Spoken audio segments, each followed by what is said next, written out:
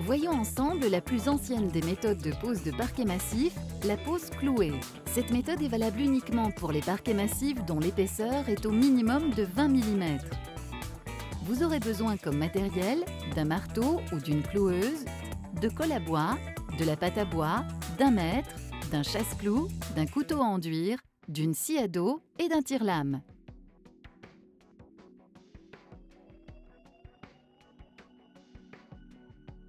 Votre parquet sera fixé sur des lambourdes.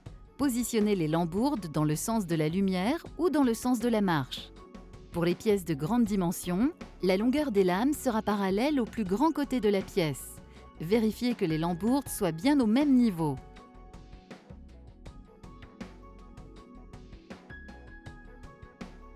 Après avoir bien positionné une première rangée de lames contre les cales, les rainures vers le mur, laissez un espace d'environ 10 mm pour la dilatation du bois à l'aide de petites cales.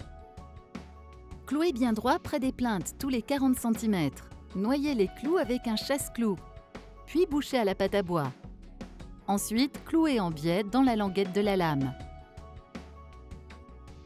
Continuez la rangée en emboîtant la lame dans la précédente et en enduisant de colle à bois les rainures des extrémités pour éviter les grincements.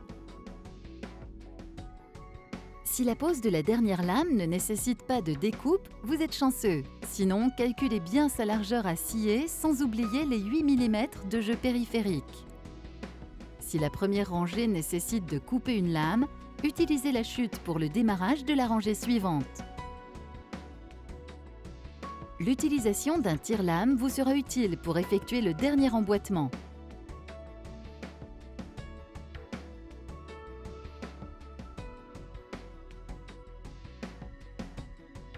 Pour finaliser la pose, masquez les jeux de dilatation périphérique par l'installation de plinthes ou de baguettes de finition assorties à votre parquet.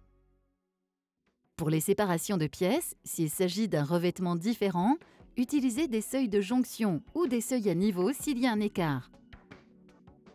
Si les pièces sont recouvertes du même parquet, vous pouvez utiliser une lame de parquet à contresens pour un effet déco, ou ne pas marquer la séparation et le poser d'un seul tenant si bien sûr le parquet est bien parallèle au mur dans toutes les pièces.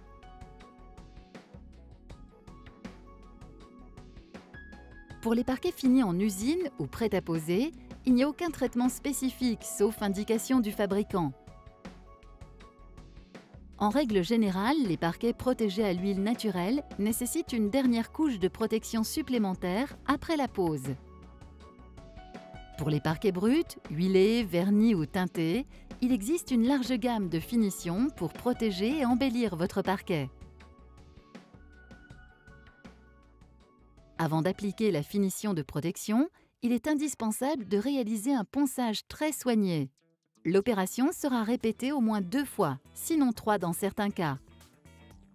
Il est fortement recommandé de procéder aux finitions éventuelles du parquet avant de poser les plinthes périphériques et après un séchage complet. Il faudra attendre encore 8 jours au minimum avant une stabilisation parfaite de votre parquet après sa pose.